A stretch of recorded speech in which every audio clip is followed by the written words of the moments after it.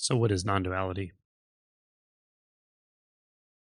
It's just this, just what's happening here or what's appearing here.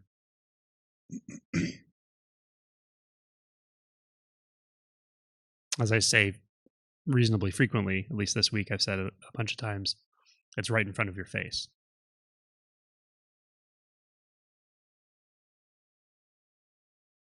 The thoughts say that what is in front of your face is a stage, curtains, person talking, microphone, space, a room, right? That's what the mind overlays. It overlays distance. What does this look like without distance? What does this look like without differentiation of close, far? Can you see the distance? Just distance, like closer, farther, is itself thought. Can you actually see distance in this? Are you seeing distance? Is distance actually seen?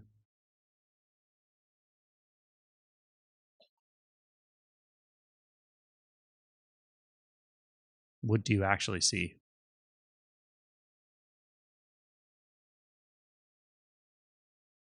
What you actually see is really just color.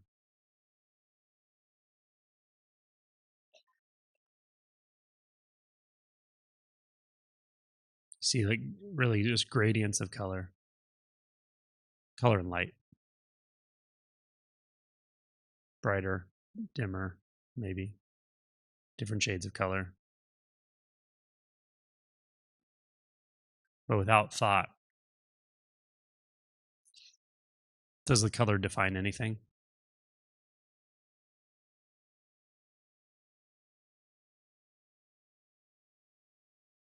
Without thought, what do you see in that color that tells you object, structure,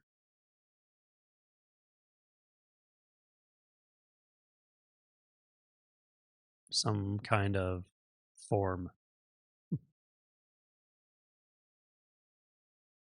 Form is such a funny word when, or a concept, when viewed from non-duality.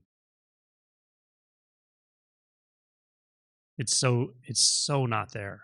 It's just so clearly not there that in a way it's fascinating we have any idea about it at all.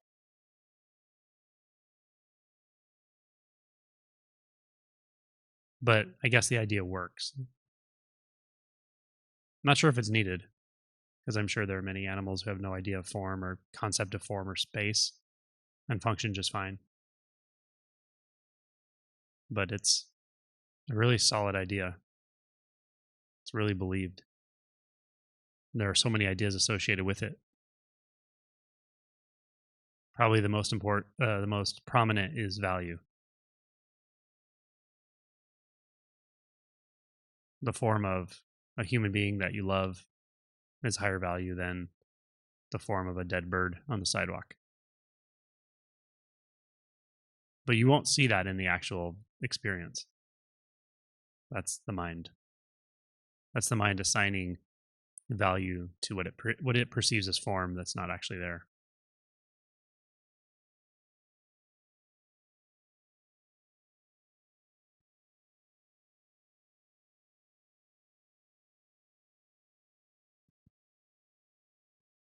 And I know that some minds, maybe many minds, when confronted with this or hearing this kind of description, get kind of ramped up almost. It's almost like the mind insists that it's not like that for me. Now, I know this because people tell me this, by the way. I'm not reading minds or anything. People tell me that that's their experience. And they'll tell me, they'll say, no, well, for me, it's not like that. It's like, I actually see the three dimensions. I see distance. There's no way for me to not see that. And what I actually interpret that as is they're not ready for that yet, because it can be destabilizing for sure. It can be destabilizing in ways that are unexpected. Um, but short of being destabilizing, it can just be surprising in a big way. Can be kind of distressing. Can lead to a fear response. And most of the time, it's just like, what the hell is this? Wow. Like I didn't really know what that meant. I didn't know you literally meant this is formlessness. There's nothing here. That's most of the time the response. So you can see with that the sort of degree of divergence from the way we perceive when we really believe the mental overlay that says there is form, there are objects, there is distance. And you're kind of safe in that world of knowing, right? I know where I am in the room. I know where everyone else is. If I don't trust somebody, I know that they're at a certain distance that keeps me safe. Um, and then ideas about what if I step in front of moving vehicles and all that. Like these are survival level thoughts. Yeah. So something in you knows there's a lot at stake when you start to lose the belief in form, because that's what's happening. You're not gaining anything and you're not losing anything really, but the belief in form is dissolving or being challenged or confronted, or can happen like that. And sometimes it happens slowly, like kind of comes and goes.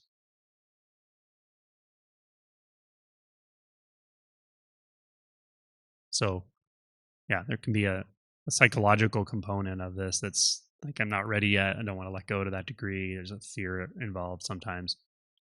There's not always. A lot of times, I kind of like this aspect of the Fetter model in that you work on reactivity first, and that actually can really tremendously settle you by really getting under reactivity, because reactivity can be so intense and so pervasive in your personality.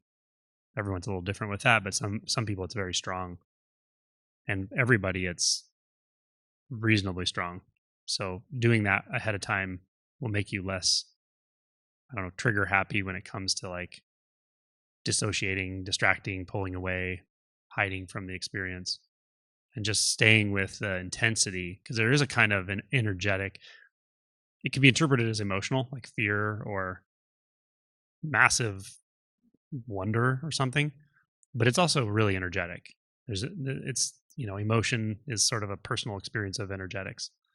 So it is energetic too, when the experience of form and self in form drop away. For some people, it's like literally everything starts shaking. Feels like the whole environment shaking for a while, or unstable, or you feel energy releasing, like in a really literal way. That's not always the case, but does happen sometimes.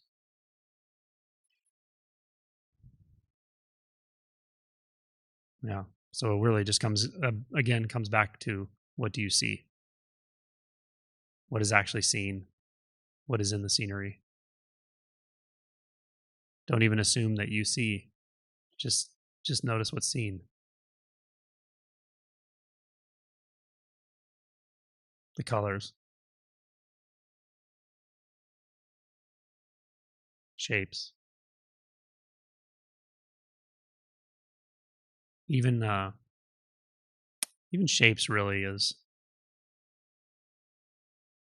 a bit of processing.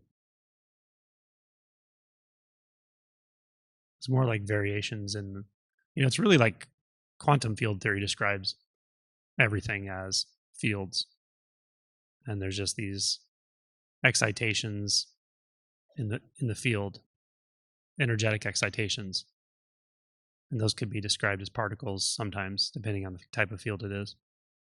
But It's really like that.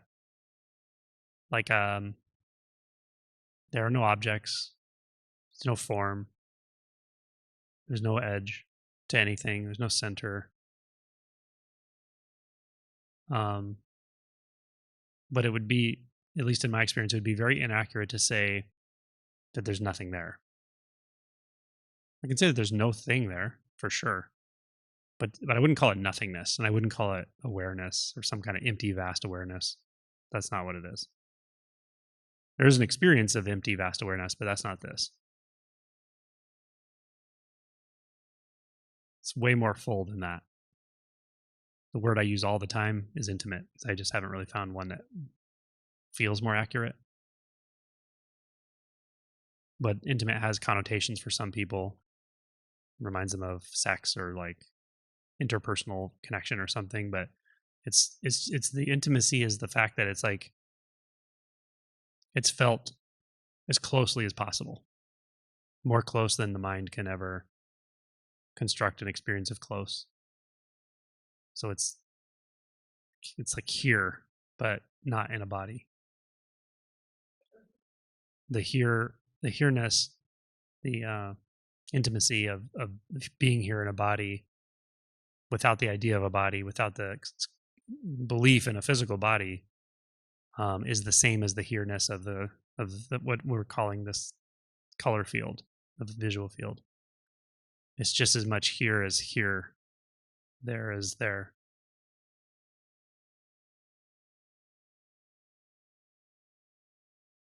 It's also the kind of thing you could look at and just enjoy like forever without mentioning it, talking about it, and saying a single word about it.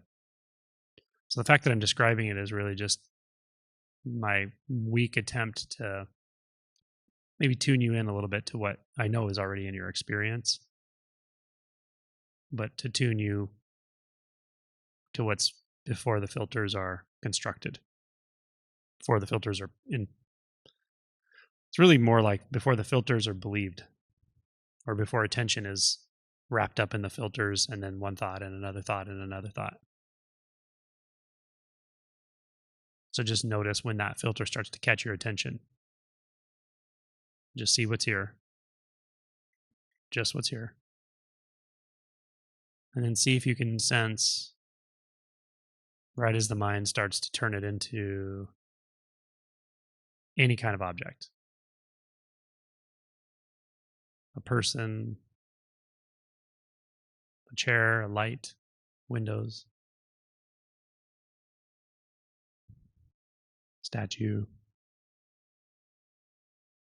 See if you can just sense that subtle change where something starts to form.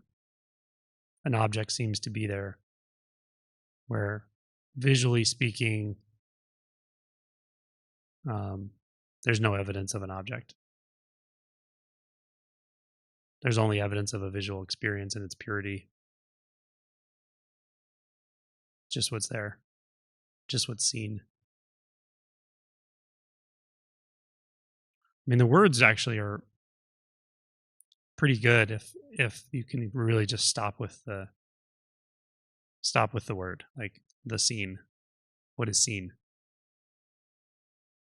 and not assume there's a seer, and not assume that there's an object that's seen, and not assume that there's an act of seeing. It's rather clean. It's a pure experience. Yeah, it's a pure experience. That's good. That's like as good as intimate in words. It's like, it's pure. Before experience becomes something, before experience means anything, before experience even becomes experience, it's pure. Not moralistically pure, not spiritually pure, not on some scale of clean or unclean. It's just pure experience.